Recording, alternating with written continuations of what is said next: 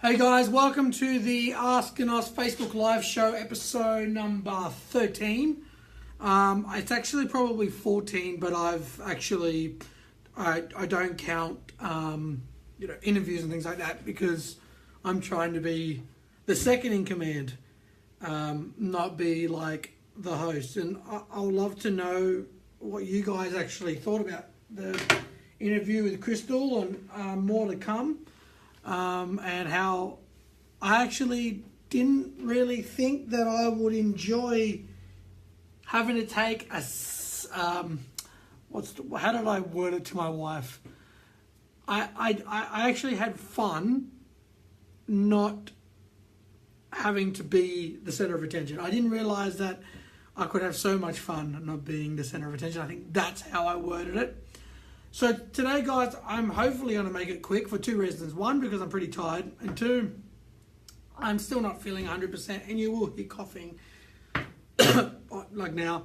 And yeah, like it's a struggle today. I think mentally for some reason. I'm exhausted. I'm tired. But I thought, you know what? I can't close the business week, without doing one of these. So it's going to be geared at small business, and if I veer off, well, I veer off, right? That's what I do, right? If you don't know that I veer off topic by now, and that I just go into some strange tangents, and sometimes I don't come back to what I was originally talking about. If you didn't realize that, well then I do apologize, but that you can expect that going forward. Like I mentioned, I'm not Ray Martin. I don't really even know how to do this. I'm still learning. Yay, hey Daniela, how you going? So basically, if generally for a business, I've put up a link to the network, the Amiga Digital Business Network. So fundamentally, what that's going to be about is for small businesses who don't know how to sort of market their website, and they don't have access to expensive search engine optimization people like me, and they can't afford to bring in a marketing department, or they just don't have marketing resources, or they don't have time, and they just kind of want some help and guidance every now and then. I don't want to charge that, and so I thought I would create this group, and I'll put up a link just now on the Amiga Digital Facebook page. So if you're a business, if you're thinking about getting into business, if you've got questions about online marketing, they are generally going to be geared towards search engine optimization in particular, getting more visibility in the search engines, but of course it will be online marketing for business generally. That will be the group. So if you haven't joined that and you are a business or you're thinking about it, please do. I'd love to have you. I may even run an ad. Probably have to run an ad and get it up and running. So guys, today I thought, you know what, I may just do this Facebook Live video, and I might dump it in the group as well, about the 5 tips. The 5 SEO tips for small business. And so, if you don't know what SEO is, because sometimes I don't really know who the audience is on Facebook. If you don't know what SEO is, generally it's search engine optimization, and basically the service which increases your website's visibility in the search engines for different keywords, basically. And it's changing a little bit slightly and evolving with different technologies. And it usually gets done differently on YouTube, for example. So you've got a website like YouTube that requires content to be created on their platforms, and so the algorithms used on those sort of platforms and the SEOs, as it is the abbreviated form, is done a little bit differently on any platform where content is actually being created directly on the platform. So if you're optimizing for your videos to rank, it's a little bit different. And considering YouTube is the second biggest search engine now on the internet, it's if you're producing videos, it's a good idea to learn. And we don't obviously do a lot of YouTube SEO. In fact, we do hardly any. I've done some personally in the past, not through any digital, where we had to like optimize the metadata of videos, which was sort of interesting when you thought about it, because it was a little bit more.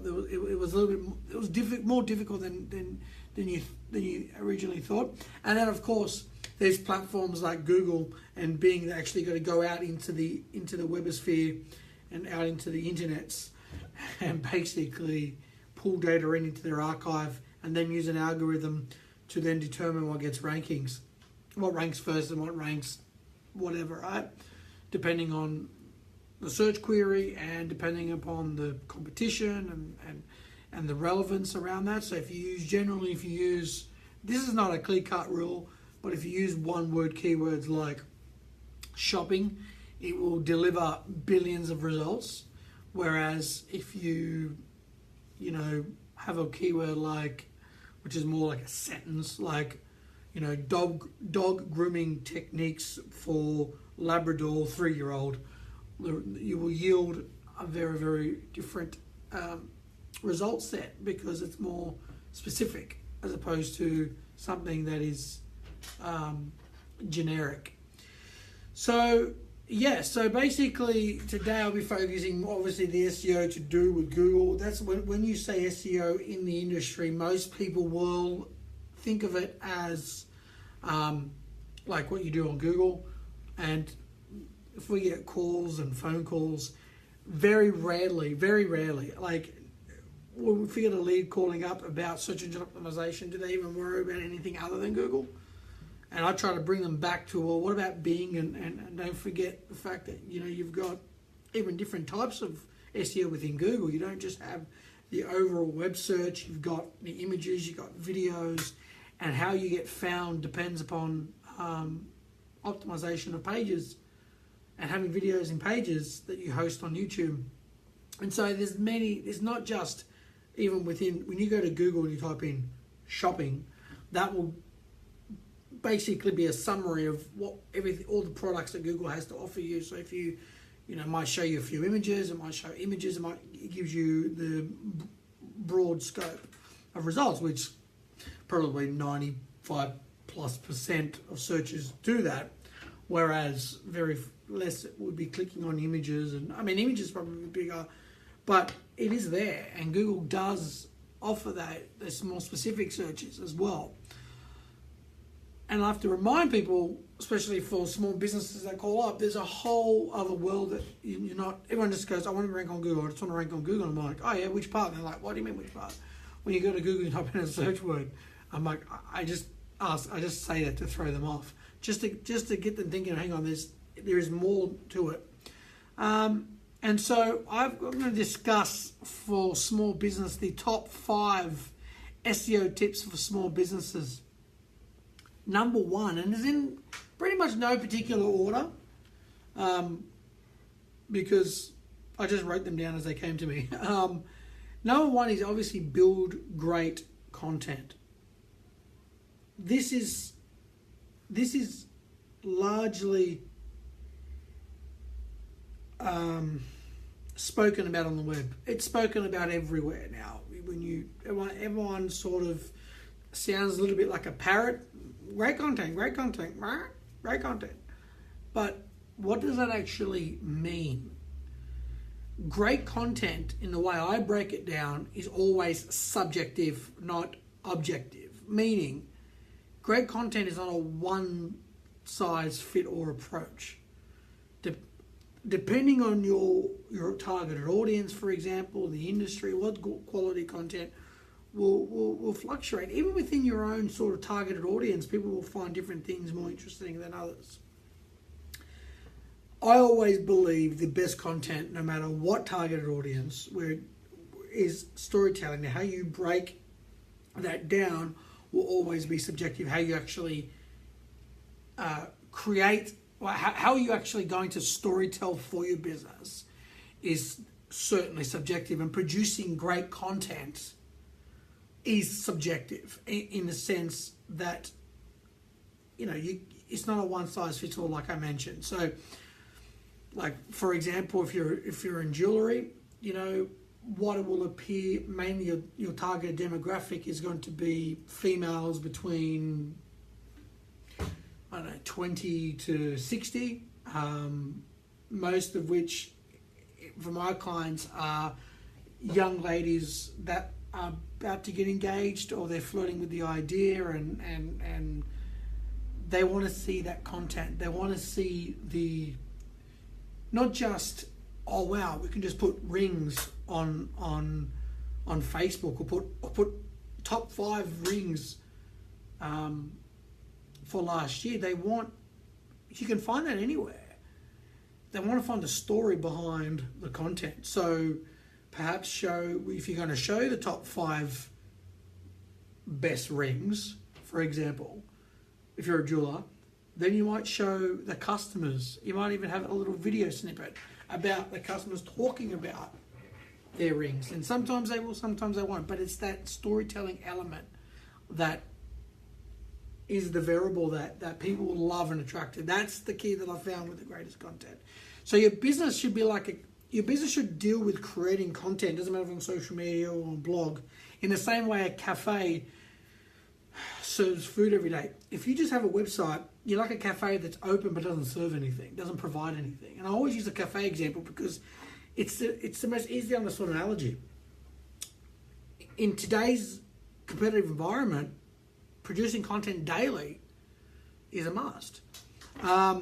There was a cafe literally across the road from us that would post pictures and videos of just everything they did in that day. Like if they made a cake, they put a video up on it. If they made a cake for a wedding, they put a video up on it. If they filmed a big part of their day, and people were able to engage. Because when you give away so much content into your personal life, that is a little bit of storytelling in that way, rather than just having like an image of a cake. You know, filming it, showing it, seeing the customers buy it, purchase it, seeing the communication. It's the people behind, or people in the business and behind the business that people love, and how they engage and interact with your content is a great way to produce compelling and meaningful content that's going to engage. And so people will throw around like quality content, but they don't know. It's said very objectively, very generically, and you know, it's not really going into a whole lot of detail for many people. So my tip for small business is working out, yes, Daniela, the personality of the business, 100%. Personality is huge, because now Daniela threw me on a tangent that I go on. Personality is what people are going to engage with. It's if you just got a website where it's just all professional text and you're not engaging, you're not you're just reading, just blah. Like, we're great, we're you know, everything is very, very formal. People act the same way. Whereas if you open up and you're more personable, it therefore allows the opportunity for your audience to engage more personal, because engagement is personal, and so therefore content that's more personal is going to get more personal engagement. But what I was mentioning before was, if you're a small business and you don't have people like me to work out exactly what people are searching for, then you might have to do some due diligence and some market research and figure out what is your customers' biggest problems. Even if they're not your customers, what are their biggest problems? If let's go off the jeweler. I mean, even within jewelry, like, we'll stay on jewelry for a second. What are the majority of the demographic? What are they struggling to do? Is it sometimes what I found with my client is some people struggle with, from the male perspective, from the traditional male perspective, it's seen as it's a little bit difficult to, do I surprise my wife, or when I propose to my future wife, do I sort of, show them beforehand what I'm going to be proposing, or should I just go out and grab one and hopefully she likes it. well, that's sort of the problems that we find that people are having in the industry. So we have to therefore produce content based on the problems that the whole demographic is generally experiencing. Not all of it, but you try to figure out where the majority of problems. Then you go to Google and you type in, if you're a small business, let's go off the jeweler model for a second. If you're a builder and you're trying to build granny flats, I'm just randomly popping that up. If you're a builder and you're building granny flats, go to Google and type in granny flats how to, or granny flats what is, or something like that. Scroll right to the bottom, you'll see a Google Suggest tool. Actually, even Google Suggest actually even pops up as you're writing. Those little snippets there are like a gold mine, not just from what people are searching for, which is beneficial to your business, but it's also you're working out what problems there are in your industry. And the same thing with SEO. And I got one of the points here.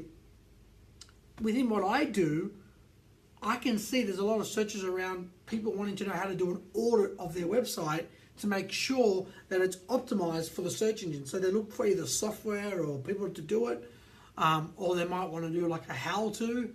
So people struggle with understanding what exactly is the search engine looking for that helps their websites rank higher.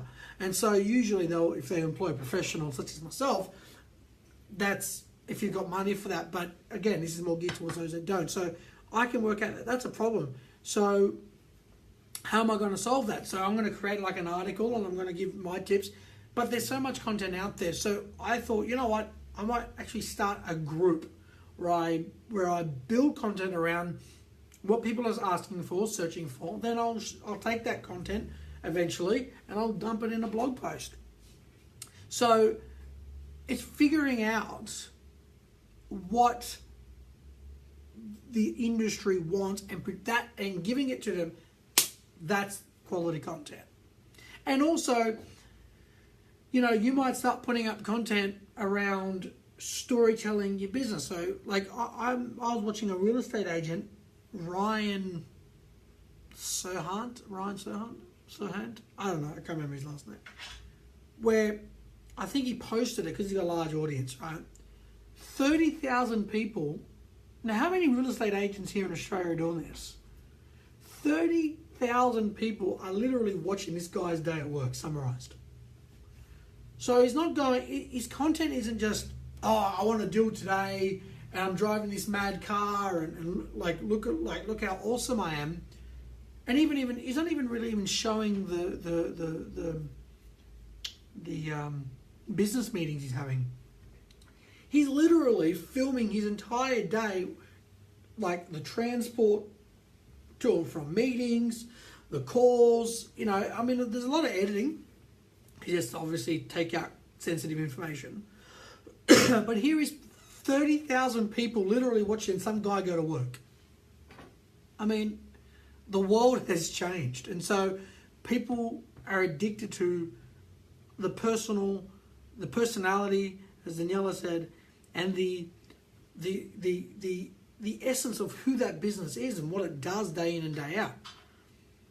That's why, for the same reason, that gaming is a big part of gaming now is watching other people game than actually gaming itself. Watching people game is becoming bigger than playing games itself. People just like watching others do stuff. When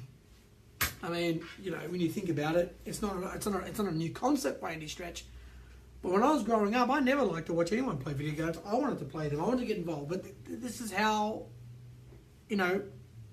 things change, that watching gaming is becoming bigger than playing games. This is just incredible. So my second tip, so I can keep it rolling, because I can talk about quality content to my head falls off. Building connections and engagement. And I've quoted up what is smart for SEO is smart for your business. What do I mean by that? Well, you probably heard a saying, it's not what you know, it's who you know. Well, again, I changed it to be both what you know and who you know. And so it's both. It's who you know is a big part of business, and therefore it's going to be a big part of SEO. Building connections with other people in the industry. Doing that by, one, not offering it, not asking for anything in return and meaning it. For example, if you're a hairdresser, or if you're a makeup artist, and you've got a website and you want to attract more attention around what you're doing, then you may get, whether it's Sydney-based, if you're located in Sydney, giving away free makeup to people. I'll do your makeup. I'll come to you, and as long as I can film it and show it, that's all I ask. But I'll give it to you for free. And if they say no, don't film it, still go and do it, because they'll talk about it. And offer. People think that, but it's free. Like, I'm giving up so much. You're not giving up that much, really, when you think about it. If you're going in with the right mindset, then you're branding. You can't get away from that fact. You don't want anything in return. You've got to make sure you have it in here. Because if you don't, then you're not authentic, and that's going to be even worse for you. Then it's better off don't even do that strategy.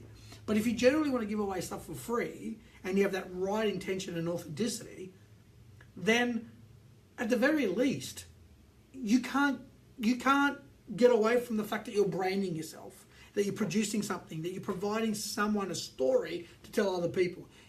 Inadvertently, you're doing that. Inevitably, you're doing that. So it doesn't matter. Like, you can't get away from that. And so I say and recommend, offer content for free. Give away as much as you can for free all the time. All the time. Just give it away, give it away, give it away. I will always have a part of Amiga Digital where the content is free. Come and learn. Ask us questions. Use us and abuse us if that's your model. If that's what you want to do. If we give it out for free, you have it. Kudos to you. Take it, enjoy it. Now, would we appreciate if you shared it and said, like, if we produce something? Sure. I'm thinking about creating a PDF with what I've learned in, probably do it next year. What I've learned from the 12 years of search engine optimization, what have I learned in 12 years of online marketing? And I'm going to take that PDF and I'm just going to give it away. I'm going to create it, probably with a ghostwriter. I'll probably will actually speak it, and then I'll get someone to write it and edit it. Because if I sit there and actually write it, it would take me 7 months. If I just record it, I could probably do it in a whole day, or just work like literally 16 hours straight and produce this PDF ebook. I'm not going to make it overly big. Just 10 chapters, in depth, what have I learned, and practical strategies you can take. Understand the mistakes I've made with certain clients. And I may even throw a component in there like what have I even learned, or what mistakes have I made. Actually, if I do another PDF about what mistakes have I made in business, it would be like 500 chapters.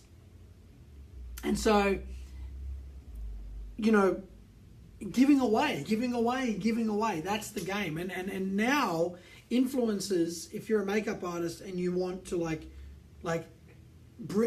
get someone and you do their makeup and they take a photo of you, they know the value of that. You might find some people that don't, and they might say, oh, for a few grand, you can do makeup, pop me and I'll post it on my Instagram. But that's the game now, right? Like, you have to give away. Sometimes you don't even have to give away. You're paying for your content to get out there for free. Or it's not free for you, but you want to tap into someone else's audience. So the more you can give away for free, the better branding you'll have. I'm thinking about even other speaking engagements that I can do in environments where I can go and talk to like students. Like, I'm going to talk to or maybe even first year university students doing marketing and business degrees. Like, I'm sure I have something that they will find beneficial. At least they can ask me questions. I think ultimately that would be one of my goals that I want to do. I want to become a speaker and a mentor. Eventually, I think that's the line that I want to go down. Amiga Digital will always have its exclusivity, but it's going to have a part of it where we just hoard out all this information, take it, and hopefully it adds value. And inevitably, we'll get the branding opportunities from it. But if we don't, then good luck to you. All the best. So build connections and relationships. Give people content. Give people videos. Give people images. Give stuff that they can take from you. They may write about it. Don't ask them to, but they might. Just if you build up a relationship over maybe 6 months of giving away, and then you ask for something, but you go in with the expectation that if they say no, you'll still continue to give, then that's fine too. But it's just constantly getting yourself in the mix among the brand in your industry, among the big brands or the medium branding or the small branding. Get your content up there, get it out for free, and get it shared. And if they write about your site and they link to you, well, that was great for your SEO because you've got a link to your website, and that will improve your Google and Bing search engine rankings.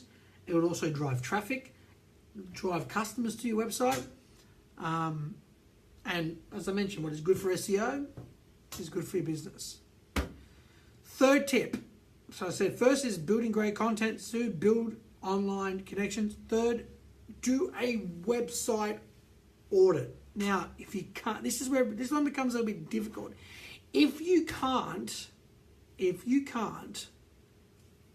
produce or get someone to help you do a website audit, then unfortunately, you're pretty much on your own. However, if you join the business network group, we may be able to help you on Facebook, the Amiga Digital Network group.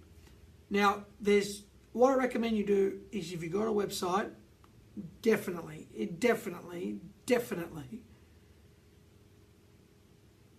go to Google and type in SEO audit. Look for the moz.com URL, which is how to perform the world's greatest SEO audit. Read it, study it, learn it. Or you can use tools like SEOoptimize.com. I personally don't use any tools for site audits. I've looked into it, but I just like performing my own. Sometimes I might use it supplementary just to make sure that I picked everything up, but I never just solely use it or rely on it. You can't beat a manual SEO site audit review. You just can't beat a manual one done by a seasoned professional. You just can't. But obviously, you want to make sure that the fundamentals of your website is optimized and understood by the search engines, that you don't have anything silly blocking certain parts of the website, because now it's very easy with plugins to install SEO tools and optimization tools on your website, but maybe one incorrect setting blocks out a whole entire website, and then you have accessibility issues. So you need to know what to look out for if you can't hire someone or you don't want to join the Amiga Digital Network group. That's fine too. But I definitely recommend performing one of those SEOs audit. What is an SEO audit, Daniela? That will basically it will provide a detailed analysis. It's an audit, like any audit. What is an audit if the government starts looking at your taxes? It means they go through everything in detail. And so for search engines, for an SEO audit, they will look at accessibility, making sure certain parts, as I mentioned, parts of the website's accessible. It will make sure that you have your titles and descriptions optimized. It will make sure that your images are optimized. And what I mean by that their file names, if you've got an image about mother holding baby, it's better to call that image mother holding baby.jpg than 00176.jpg. There's also strategies like using alt attributes to make sure that you provide a little bit more detail what the image is if it doesn't load. It looks at content, structure. It looks at anything behind the scenes that will determine whether you're going to have duplicate content issues. So basically looking at 2 pages that are exactly the same, if you have them in your website, and tells you when those are occurring, because that confuses search engines. And so you obviously want the primary version ranking. It used to be conventional SEO wisdom that if you had 2 documents the same that were both indexed, it would actually penalize you. No, not for the large cases. It's not true. What happens is, though, you may get articles that are ranking higher that you don't want it to rank, or isn't the primary version, or isn't the authoritative version. And that's where things like canonicals come in, canonicalization, and you point to what page you want to rank.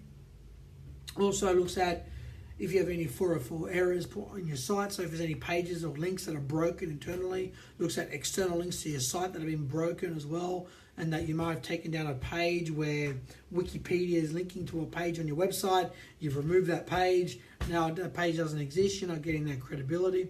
And so it looks at various things to ensure that your websites not only can search engines understand it, fast, even looks at page speed optimization, mobile optimization, make sure that the website can be viewed accurately on an iPad, on a mobile phone.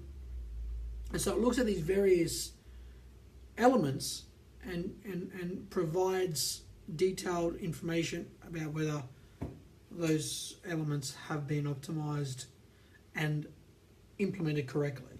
And as I mentioned, I prefer doing that manually than using tools that will do that automatically for you. You can't beat a manual audit. Fourth, thank you for that, Daniela. Fourth, sign up to Google Analytics and Google Search Console. What is Google Analytics? For your website, it looks at the traffic. Now, of course, if you look at Google gives this for you for free, but they're going to generally, more often than not, take your data, which it's a trade. And I think it's a fair one because they give you quite in-depth analysis of who comes to your website, how long they spend on the website, what are the top landing pages, which pages that most people leave from. Got to get it, got to understand it. If you most clients have it. People that call us small businesses, they have it, but they've never used it before. Or I'm like, I can see the code on the website, but they're like, I didn't even know I even had it. It's there. Speak with your web designer, it's there. And learn it and do some YouTube tutorials. Same thing with Google Search Console. That will give you, and that will help you with your site audit. It will give you a detailed analysis of also who links to you. Is there any broken pages? You can submit a blueprint of your entire website URLs that's done in a sitemap, which is a sitemap. It's called sitemaps.xml, and that basically breaks down your entire website. And you can submit that so Google can actually see all of the pages. You can even do that in Bing Webmaster and give them the same file. So they get an exact blueprint of the entire website structure. So they don't have to rely on they will do it anyway, but they don't have to rely solely on a website crawl to determine how many pages you have and whether they're accessible or not. So definitely get analytics, definitely get Google Search Console. If you want more details, so much ample information on the web. Go on to like YouTube, and there's just so much information out there. It's ridiculous. You've got to learn the tools. Like if you can't afford an SEO, and even if you join a group, you need to know this stuff. Very, very important information if you have a website. So definitely do that. My fifth and final point is, now it's not just website audits in terms of looking at the meta titles and descriptions. In a website audit, looking at a meta title and description will just make sure that it's not just, the home page doesn't just say home. It says, home interiors and styles by a company name or something. Just something more meaningful than just home. So it will also, a website will look at different things and maybe check how many SEO meta titles and descriptions that are duplicated. But that's not what I'm talking about. The website audit will look at titles and descriptions from more of a technical point of view and making sure that they're not duplicated or things like that. looking at titles and descriptions from more of a marketing point of view rather than an analysis, technical point of view, is what they call CTR, which is an abbreviated form of click-through rate. Ranking number one, I just did a voice, yeah, Amazon, woo! This little thing here, my weekly tip has been looking at CTR, looking at click-through rate. Ranking number one in Google isn't always enough. Having a well-written, meaningful, short and descriptive title. So basically what the title is that blue link that appears when you click on a Google search result. And so how that is written, sometimes now, look, the general rule is the majority will click on the first place, right? But I've had clients where we get a lot of impressions, but they're not clicking on it all the time, and so therefore it becomes an ongoing job where we're constantly tweaking the titles and descriptions to figure out what's going to engage with the most amount of people. What do they want to see? And that becomes more marketing. So the site will look at more the technical science, the data, the analysis. Studying a click-through rate from a marketing point of view is the art. It's the well-written format that speaks to the viewer, and that's the art of the search engine optimization process, and figuring out exactly how to improve your click-through rate. So what click-through rate is generally is if 1,000 people see your ad and only 100 click on it. So eyeballs are impressions, so it's impressions divided by clicks. So if it's 1,000 impressions, i.e. eyeballs, and only 100 people click on it, then you get a 10% click-through rate, which isn't actually that bad. But sometimes you might get keywords that are 40,000 impressions a month and you're only getting 1 or 2% click-through rate, and you're ranking first or second, then you need to look at whether that's a CTR issue, or what is it exactly that people aren't engaging with your data. Sometimes CTR should always be looked at, tweaked.